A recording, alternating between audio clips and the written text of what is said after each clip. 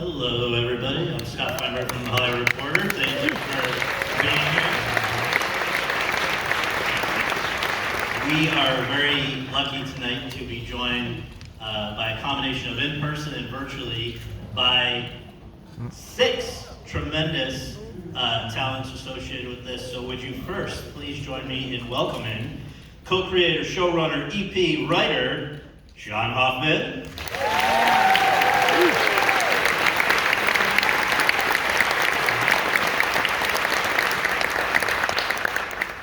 You may have heard of this young lady. She's the executive producer and actress who plays Mabel, Selena Gomez.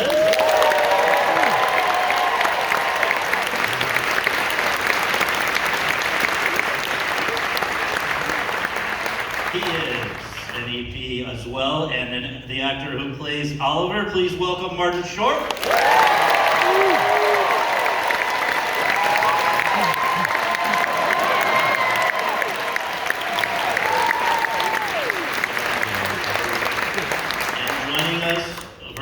Please welcome the actor who plays Theo, James Caverly, the actor who plays Teddy, Nathan Lane, and the actress who plays Jan, Amy Ryan.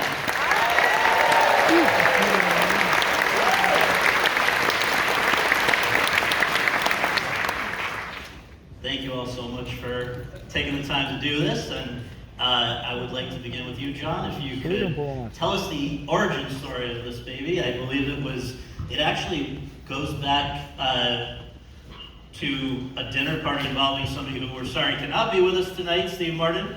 But Steve was out, and somebody, I guess, can you share how the seed was planted in his mind years ago?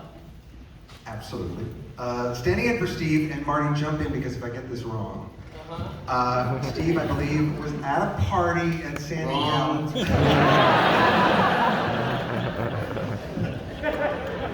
He was at the party, so far, so yes, take it.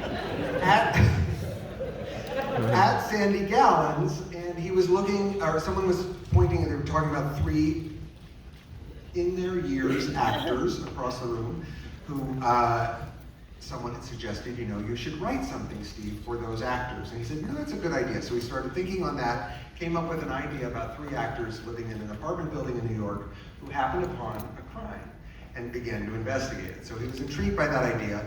And then I believe it was years later that he said to Marty something about this idea, and maybe that there are these actors, and Marty said, well, Steve, you're old.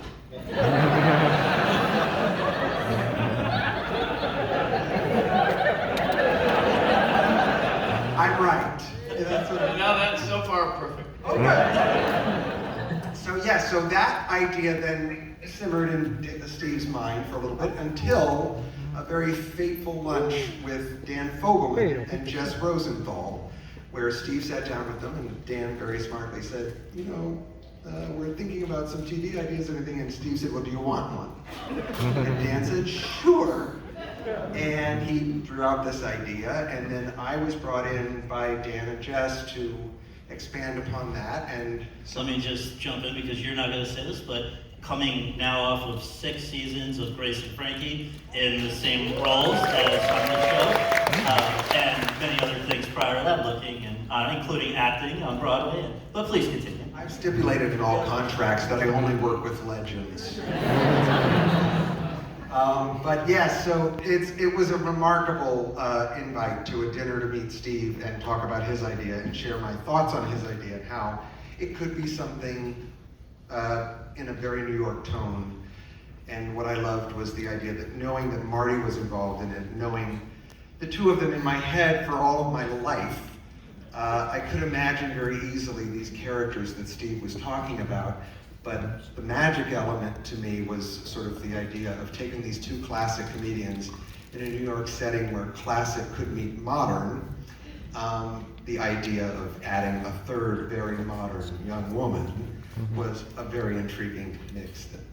That's the magic of the show. Absolutely. Well, Martin, when Steve first shared this idea with you, and we should note, of course, you guys have been working together since Three Amigos, which came out in '86. Maybe you guys were making it in '85. You guys have been Ramsey. Yes, we have reached the point now where we can finish each other's careers.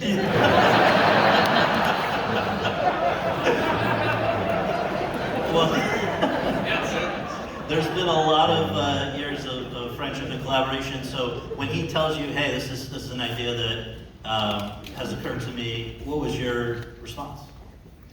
well, I mean, at first you say, "Good, Steve," but then you hear the details, and it was a fabulous idea for a show.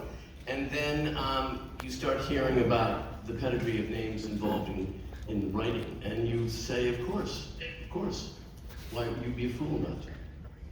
Now, I want to ask both John and Martin about the fact that there was at one point, I think when Steve originally had this idea, the kind of next step was that it was going to be 3 males. So how then did we get to the point, to use John's terminology from a prior interview, that an alien should be introduced into the mix, somebody completely foreign to these 2 gentlemen of a few years older? That's it, and we were very much thinking along the lines of like, okay, this is a great idea. We have amazing actors here, but then the idea of like, okay, how do we turn it, which is what Marty and Steve have been doing their whole careers, turn it into something more unexpected and comedically potent. And I thought something to unsettle them and to make it feel like I don't know how to deal with this person. We began to start thinking on that. It was actually Dan Fogelman's idea that we should look to someone along the lines of Selena Gomez. And that was another most fateful meeting when Selena sparked to talking with us about it, and we had a great Zoom. Guys, we had a great Zoom. Now, Selena, when you hear about this for the first time, the prospect of doing your first TV series since you were 7 to 11, I guess, in Wizards of Waverly Place. Were you immediately intrigued, or were you looking already for something to kind of shake things up? Just what was going on in your life when you heard about this? It was actually a lovely surprise. I think I had constantly been looking for something in that space, but music had been something that I really loved, and that kind of became a priority for a while.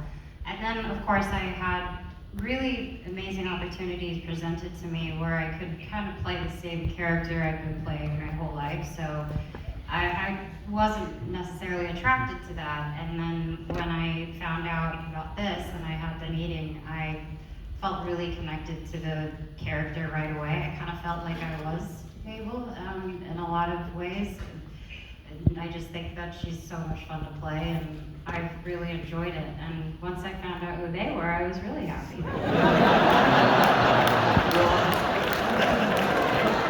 So 2 quick follow-ups. When you say you related to her, this is not like a talking point, you are truly an active true crime aficionado, right? I mean, Yes. conventions. I've been to Crime Con for sure. I've done the whole thing. I just grew up around it. I don't know, the idea behind the psychology of it all is fascinating, and the crime solving part. So yeah, it was kind of fun. It was a match. When she first told us that she had been at CrimeCon, I immediately wanted to make a documentary of that moment. All the CrimeConners going, "What are you doing here?" Oh, nobody knew. It was great. So this is a question for Martin on behalf of you and Steve, and then Selena. When the idea was shared with you, or however it was first arose that this trio might come together, how familiar were you each with each other's prior work? Well, again, Selena, made a horrible faux pas when she met Steve. She said to him, "Oh, big fan, Angela Lansbury."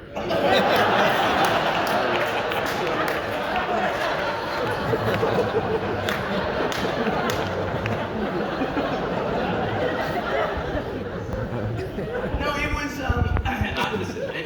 it was absolutely this kind of ideal casting for me, because the 3 of us all work in a similar fashion, which is to keep the set as loose and happy and laugh-filled, and get the crew laughing and get the camera guys laughing, because they're your audience. And we all shared that. We all shared that kind of approach to it. So shooting was loose and laughs in our green room, and we all fell in love with the show. Selena, were you, had you Oh, seen it took me a while to like them, but it was. I was so lucky. I really was lucky, you guys. It was a dream come true to be able to work with both of them, and obviously the rest of the cast and everyone here. It's been a really life-changing experience for me personally. So I am coming to Amy with a question in a moment, but I have to ask to set it up. John, can you please tell us, when you guys convened for season 1, which came out in August 2021, when you were shooting this, I think it was pretty dark days of the pandemic. How did that, just tell us how that affected the way you guys went to work each day? Amy, do you think that the show in some ways speaks to that moment? I mean, the idea of 3 lonely people kind of finding each other. But anyway, let me know. No, it's exactly right. It's the crazy symmetry of what happened within the world when we were making this show about 3 isolated New Yorkers living alone, and then confronting the idea that, you know, someone's dead in your building and there could be a murderer in your building, and you could be killed if you go outside of your apartment. I mean, all of it is hideously appropriate for what we're trying to do. But I was never more moved, truthfully, when I look at that lovely screen over there with Nathan and Amy and James and everyone, Tina Fey, everyone who came into our world of a show when we were making it, to come out of their own homes and make a show that would hopefully bring some feeling of a lift, and knowing that the world would need it as soon as possible, but running risks to get there. And every day felt incredibly emotional to me, and it felt like, oh my God, we all needed this so badly, creatively, and just the spirit at which these guys approach a set, and everything is a blast, and it is nonstop hilarity in certain ways, but also a very warm atmosphere. It doesn't help with kissing scenes, right, Selena? Which part? The COVID of it all. Oh God, no, that was terrible. I don't like kissing on screen anyway, so it's fine. A lot of listener. Yeah. Straight, yes. Yeah. Well, I would like to ask Amy about a question that I was thinking the entire time I'm watching this, which is, did you guys even know as you're going along? First of all, was it shot in sequence by episode, by show? Like, it can be done in so many different ways. And so part A, how was it shot? But part B, how early on did you guys know who done it? That's a good one. So in the writer's room, we had presented to Hulu and everybody else that what you just saw at the end of episode 10, that was pitched at the very beginning of the show, that our true crime podcaster, newbie investigators, are now finding themselves suspects in a new murder and the subjects of a podcast done by their hero. And that was always there, but the murderer herself, or himself, was not figured out quite yet. It had a lot of possibilities. And it was only when we were talking about the levels of connection, loneliness, and what could compel someone, and what would also be most tied into the emotional investment for certainly Charles, and then obviously Mabel and Oliver, and there she was. And certainly when we saw what Amy Ryan was doing in this part, when we started shooting, we were very happy with that decision. Well, yeah, Amy, what's it like to play that, where you're learning information yourself about your character as things go along? I knew from our first Zoom meeting, John gave me a quick breakdown of what was coming ahead, but I kept it to myself as much as possible because I was so afraid I would spill the beans. I was so excited to be there, so I thought, let me just keep it quiet and keep it down. In case I ruin the show for many people. And I guess, as was noted earlier, there are so many wonderful talents coming in and out of the show, and we'll just note in season 1 alone, Tina Fey, Sting, Jane Lynch, on and on and on. but the king of guest actors on TV, and literally the most nominated, tied for the most nominated guest actor number of Emmys ever, and quite possibly on his way to surpassing that tie, is Mr. Nathan Lane. So I'd like to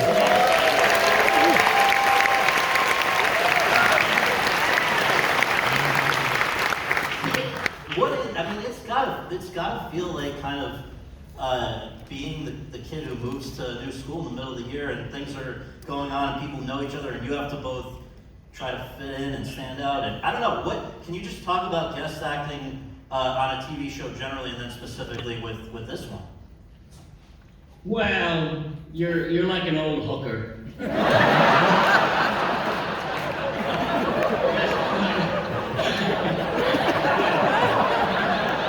Try to do your job and not upset anybody.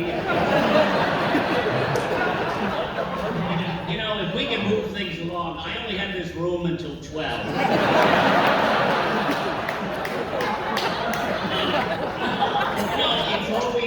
It's always a tricky thing to enter into a world that you're a part of that family. They're all working together every day. So honestly, you are just trying to do your job and fit in, like in high school. But in this case, you're dealing with a truly unusual setting because, you know, Steve and Marty have always been heroes of mine. And John Hoffman, he's the most supportive, loving, effusive showrunner I have ever met in the television industry. And he's like so upbeat, he could put a positive spin on 9/11. He's an amazing person who worked with and makes you. And Steve and Marty certainly, you know, everyone makes a point of making you feel appreciated and welcome, and it starts at the top, and they certainly make it a very happy place to be. You know, it's their little Disneyland. Yes.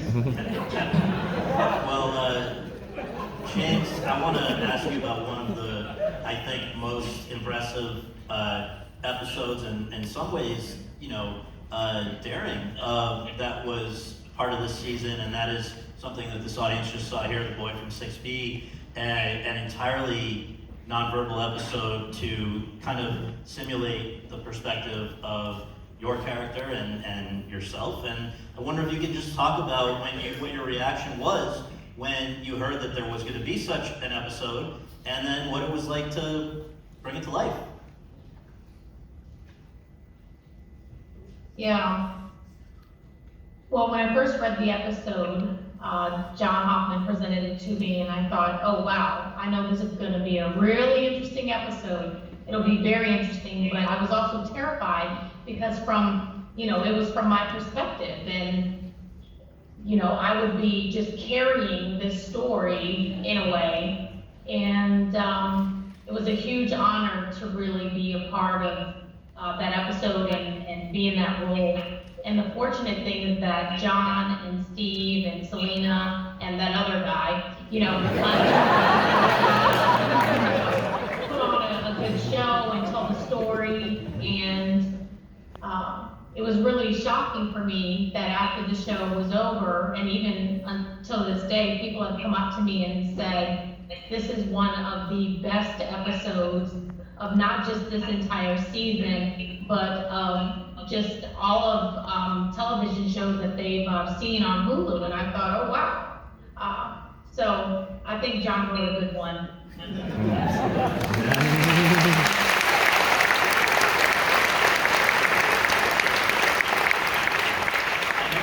We're all still very in the pandemic. Maybe hard to step out and process everything that has gone on. But Selena and Martin, I want to ask you, you guys are essentially, from what I understand, in a bubble while you're doing this. Not, again, I believe pre-vaccine even, right? For the first season. what are some of the more serious, like, more seriously, that I know we've had a lot of fun with this, but like, are there things that you took away from spending time with each other? I mean, Selena, these are guys who have been who have accumulated so much experience in a business that I know you want to be in for a long time to come, and I know then I'm going to come back to you about some things you may have shared with them, but I guess let's start there. Just what, were you able to learn some things from watching and being around in such close proximity, Martin and Steve? My standards for work ethic for gentlemen in general have been completely just blown through the roof. I have not only gained an immense amount of comedic love, but I've also just been surrounded by two people who are intelligent, who are smart, and also understand that everybody's there to do a job, and they want everyone to feel good. And they're constantly, if they can do it, I can do it. And that's just kind of my mentality through it all. And I love working with them, and I can get emotional because I really do appreciate how much they've been an influence in my life. That's great.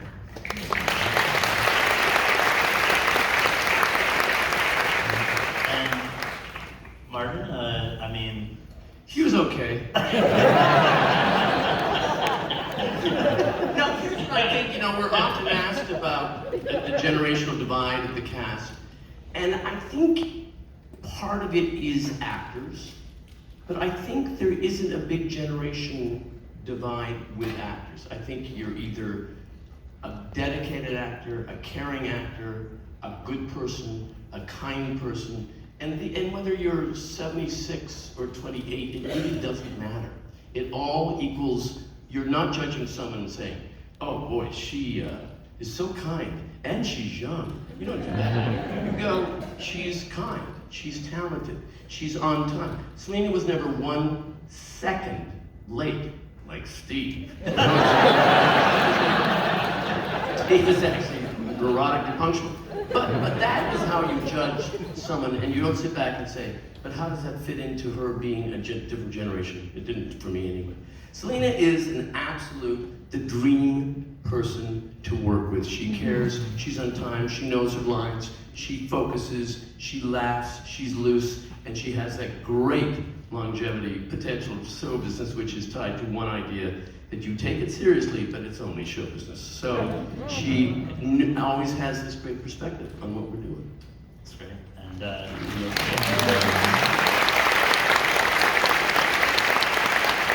before we get too serious here, Selena, I believe you may have taught Martin and Steve a few things from your generation. Well, I mean, look, they're not very versed in a lot of pop culture, so I wanted them to understand a lot of it, So I played them a few songs, and, one big song at the moment was called WAP.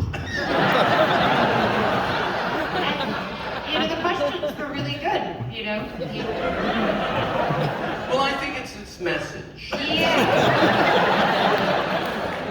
So that was a touching moment, for sure, but I try to give them a little bit of the influence now. By the end of it, you were all OGs. That was Yes. another. Oh, yeah, they didn't know. Well, Steve doesn't know a lot of the lingo, so sometimes even in the script, he'd come up to me and he's like, well, what does OG mean? And what does bet mean? Which is like, oh, bet, that's cool. And I was like, hey, that's, you kind of say it in that way. And he's just like, I don't understand. Are you betting money? And I'm like, no. But it's very sweet and endearing. So the cool news that some of you may not be aware of is that season 2 is now not only in the can, but only less than 3 weeks away.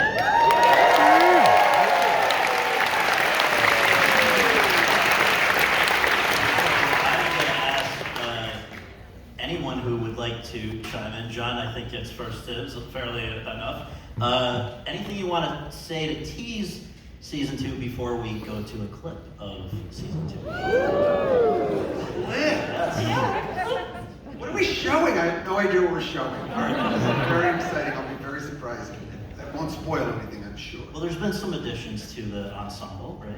Oh, they've been amazing. I mean, it's ridiculous. If you like season 1, I will guarantee an amazing elevated corker the whole way through. It's quite something. And the people on set for season 2, I will say, yes, I mean, ranged from legendary Shirley MacLaine, who's amazing, and to insane, uproarious Amy Schumer. And then these beautiful people on your screen are back yet again. And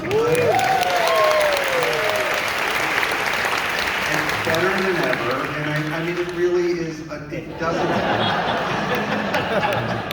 yeah, look out for him. And I just think what you felt in season 1 was these 3 people coming together in very unexpected ways. And now there's a groove they found. I think that matches with what we saw on set happening, this familial thing that happens, even though some wanted to murder others. There was still a family happening, and I just think the work is amazing coming up, and I'm very much looking forward to sharing it all with all of you. Yeah. So season 1, we will just note, not that these things are always the best for honor, but I think you guys will be happy to have me share. Season 1 is at 100% on Rotten Tomatoes. And season 2 will drop on June 28th, the first episode, and we are going to take a quick look right now at a little bit.